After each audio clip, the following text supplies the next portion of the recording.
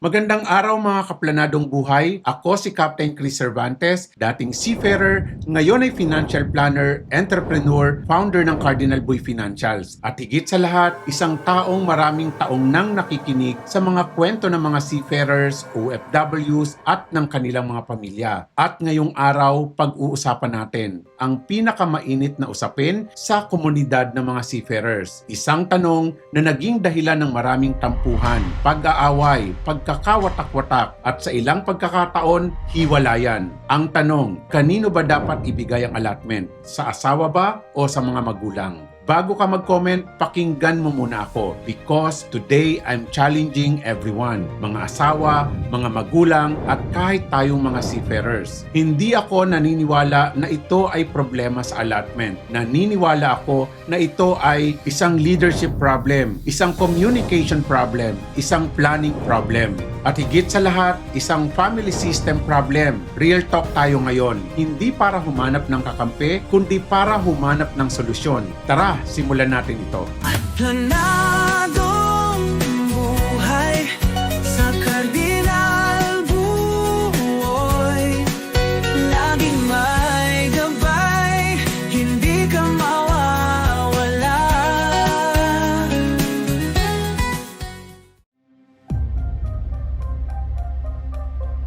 Una, let's look at the bigger picture para maintindihan natin kung gaano kalaki ang epekto ng topic na ito. The Philippines account for the largest share of the global seafaring workforce. 14% ng lahat ng seafarer sa buong mundo ay Pilipino. Yun ay halos 226,000 na aktibong seafarers at noong 2024, umabot sa 504,057 ang mga deployed na sea-based OFWs. Ang kanilang mga pamilya, milyon-milyon. Ayon sa PSA 2024 Survey on Overseas Filipinos, ang total remittance value na ipinadala ng 2.19 million OFWs ay 262.2 billion pesos. At sa 2025, umabot sa record high ang OFW remittances na 35.63 billion US dollars or 7.3% ng GDP ng Pilipinas. Pero ang nakakalungkot na datos ayon sa testimonya ng isang retired judge sa Baguio, hanggang 75% ng mga OFWs na mag-asawa sa ilang region ay humahantong sa annulment or legal separation. At ang isa sa pinakapangunahing dahilan, financial disagreements, lalo na tungkol sa allotment at remittances. Bago tayo pumasok sa emotional side ng usaping ito, kailangan nating pag-usapan ng isang bagong batas na napakahalaga. Noong 2024, nilagdaan ng presidente ang Magna Carta of Filipino Seafarers Republic Act 12021. Inilabas ang implementing rules and regulations noong January 2025 at may isang provision doon na nagdudulot ng malaking pagbabago. Ang mga seafarers ay required na mag-allot ng hindi bababa sa 80% ng kanyang monthly salary. At ang bagong definition ng wages ay kasama na ang basic pay, overtime pay, holiday pay, vacation leave pay, premium pay, 13-month pay, lahat ng iyan ay kasama na sa wages. Ang lumang standard ay 80% ng basic pay lamang. Ang viral na Facebook post ng isang seafarer ay nagpapakita ng realidad. Ramdam na ramdam dito sa barko naming mga Filipino seafarers ang lungkot at pagkadismaya. Kakaunti na lamang ang natitira sa amin para sa aming mga pangangailangan dito sa barko. Under the law, bilang seaman na may asawa at anak, hindi mo maaaring ibigay ang lahat ng allotment mo sa iyong magulang o ibang kamag-anakan kung ang iyong asawa at anak ay mawawala ng sapat na legal na suporta. Under the Family Code of the Philippines, spouses and children are legally entitled to support. This is not merely a moral obligation, it is the law.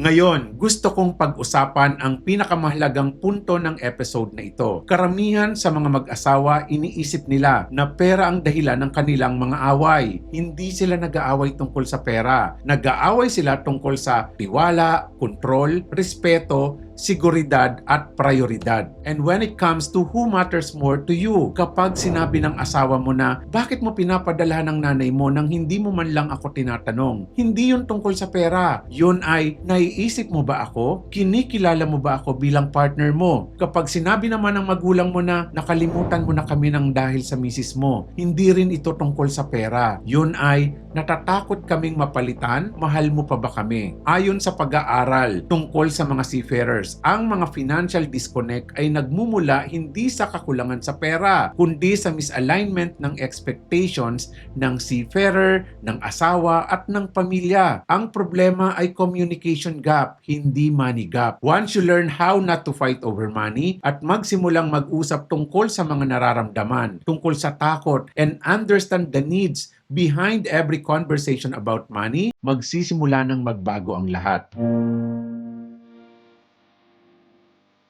Kailangan nating pag-usapan ang realidad ng ating kultura. Una, utang na loob. Isa ito sa mga pinakamagandang cultural values ng mga Pilipino. Ang pagkilala sa mga tumulong sayo, ang pag-aalaga sa mga taong tumulong sayo. That is truly beautiful thing. Pero may nakakalungkot na dala ito minsan. Para sa maraming mga seafarers, lalo na sa mga nakasampa ng dahil sa tulong ng backer o pagpapaaral sa iyo ng magulang mo na ipinangutang nila makapagtapos ka lamang, ang utang na loob na ito ay nagiging invisible cage. Hindi ka makapagsabi ng no, hindi ka makapaglagay ng tamang boundaries, at habang lumalaki ang binibigay mo sa kanila, mas lumalaki rin ang kanilang expectations. Love does not mean giving without limits. Ang utang na loob does not mean sacrificing your own family. Mahal mo ang iyong mga magulang, yes, pero mahal mo rin ang asawa at anak mo at may karapatan silang maging prioridad mo. At ito ay hindi pagtataksil sa iyong mga magulang. Ito ay pagtugon sa iyong bagong responsibilidad.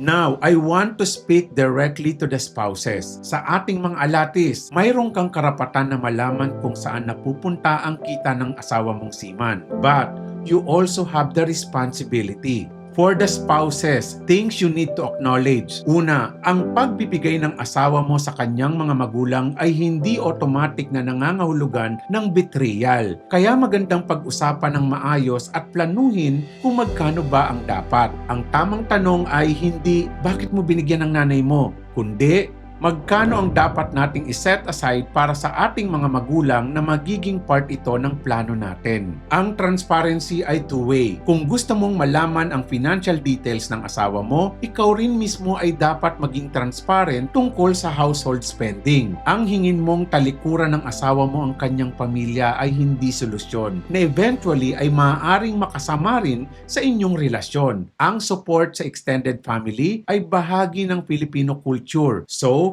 we need to plan this together. Para sa mga magulang, mahal ko kayo but we need to discuss this. Ito ang pinaka-delicate na bahagi ng episode nito. At gusto kong sabihin muna, ang respeto ko sa lahat ng mga magulang ay hindi mapapantayan. Ang pag-aalaga ninyo sa inyong mga anak, ang mga sakripisyo ninyo, ang mga gabi na hindi kayo natulog para sa kanila. Walang salita ang makakapagbayad sa lahat ng iyon. Ang pinakamataas na regalo na maaaring ibigay ng isang magulang sa isang anak na may sarili ng pamilya ay ang freedom na itaguyod ng maayos ang kanyang bagong pamilya. Hindi dependency, hindi pressure, kundi freedom. The best parent is not the one who received the most, but the one who gave their children the freedom to grow. Kapag ang inyong anak ay nag-asawa na, may bagong responsibilidad na sila. Ang asawa, ang mga anak, ang bagong pamilya nila. Hindi ito ibig sabihin na kakalimutan niya kayo. Hindi ito ibig sabihin na masamang anak ang anak mo. Ang ibig sabihin lang neto, minahal mo ng gusto ang anak mo, kaya until now, gusto pa rin kayong tulungan. The most successful families, hindi ang mga pamilyang kung saan ang anak ay nanatiling umaasa pa rin financially sa mga magulang, kundi ang mga pamilya kung saan ang mga magulang ay natutulungan ng mga anak na mag-grow, and in return, ang mga anak ay nagiging financially strong na nagagawa pa rin makatulong sa kanilang mga magulang sa tamang paraan. Ready na ba kayo sa sagot ko? To begin, Mali ang tanong. Ang tamang tanong ay, ano ang napagkasunduan ng pamilya bago pa man sumampa ang seaman? Dahil ang bawat pamilya ay may kakaibang sitwasyon. Walang one-size-fits-all na answer. Pero may one-size-fits-all na principle. Lahat ng financial decisions ay dapat pag-usapan at pagkasunduan bago sumampa sa barko. May mga magulang na totally dependent. May mga magulang na financially independent. May special needs, may medical situations, may mga kapatid pang nag-aaral. Kaya hindi kita sasabihan kung magkano ba ang dapat sa asawa at magkano sa magulang. So, I'll guide you in finding an answer that works for your family. Bago ang susunod na kontrata mo, magkaroon kayo ng family financial meeting. Hindi meeting para mag-away, hindi meeting para magbilang kung sino ang mas maraming nakukuha, kundi meeting para magkaisa bilang isang pamilya at magplano ng kinabukasan. At dapat maging laman ito ng agenda ng inyong family meeting. Una, income. Magkano ang total monthly na kikitain? Kasama ang basic, OT, allowances, as in lahat. Kung may trabaho si Mrs., isama sa kwentahan ng kanyang monthly income. Household expenses. Magkano ang kailangan ng asawa at anak bawat buwan? Gumawa ng detalyadong listahan. Family support. Magkano ang nakalaan para sa magulang ng seafarer? Malinaw na amount, hindi dapat open-ended. Wife's family support. Kung tumutulong din sa parents si Mrs., pag-usapan din ito transparently kung magkano. Emergency fund. Magkano ang ilalaan para magkaroon ng minimum na 3 to 6 months ng household expenses savings? Investments and savings. MP2, pera account, REITs, life insurance. Magkano bawat buwan ang dapat na pupunta sa mga ito at kung may utang na binabayaran? Debt payments. Magkano ang mga ito? Magkano ang hulog at hanggang kailan ba dapat ito babayaran? Budget monitoring. Sino ang mag-a-update ng tracking at kailan dapat ito muling pag-usapan? I-document ang family financial meeting. Gamitin ang isang simpleng notebook o Google Sheet at pirmahan ng dalawa bilang pagpapatunay na ito ay napagkasunduan. Gamitin ito bilang reference kapag may mga lumilitaw na mga issues sa panahon na nasa barko at may hindi pagkakasundo. Ito ay hindi tungkol sa mutual distrust. Ito ay mutual respect.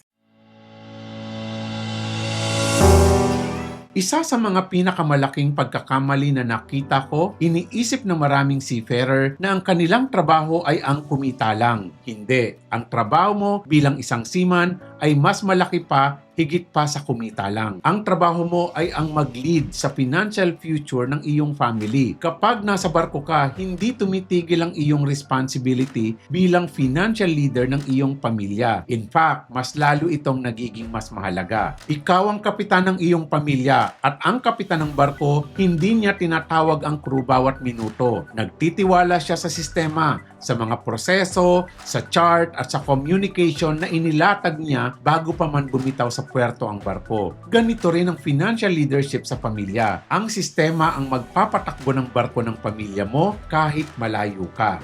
Para sa mga seafarers, i-schedule ang family financial meeting bago ang susunod na joining mo. Ideally, 2 to 4 weeks bago umalis. Alamin ang iyong exact monthly income under the new Magna Carta rules kasama lahat ng allowances. Mag-open ng hiwalay na account para sa parent support para hindi ito makakagulo sa budget ng family. Mag-set ng clear na monthly amount para sa parents. Hindi open-ended, hindi kapag meron lang. I-automate ang lahat ng regular payments. Allotment, insurances, MP2, investment para consistent kahit nasa barko ka.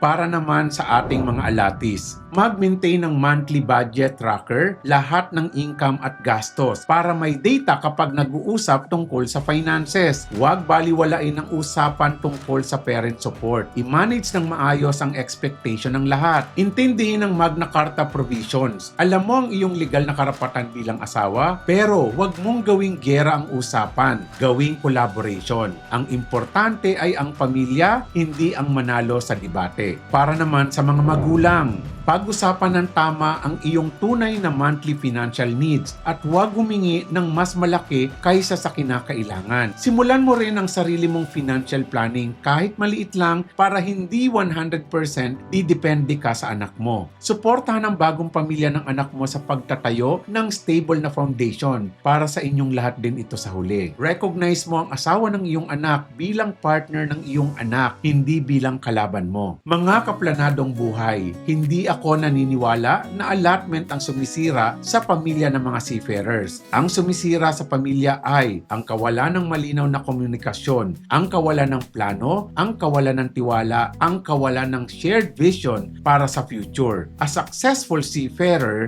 is not measured by how much money he sends home. He is measured by the family he helped build, the values he leaves behind, and the future he intentionally prepared. Do not let allotment become the reason your family falls apart. Let it become the foundation of your family's dreams. Ang purpose ng allotment ay hindi lang magpadala ng pera. Ang layunin ng allotment ay ang buuin ng mas matibay ang pamilya. Ang pera ay hindi dapat maging amo ng pamilya. Ang pera ay dapat maging servant ng misyon ng pamilya. Ako si Captain Chris Cervantes, founding partner ng Cardinal Boy Financials, and I'll always be here to help you build your planadong buhay. Tandaan, maunlad ang pamumuhay sa planadong buhay.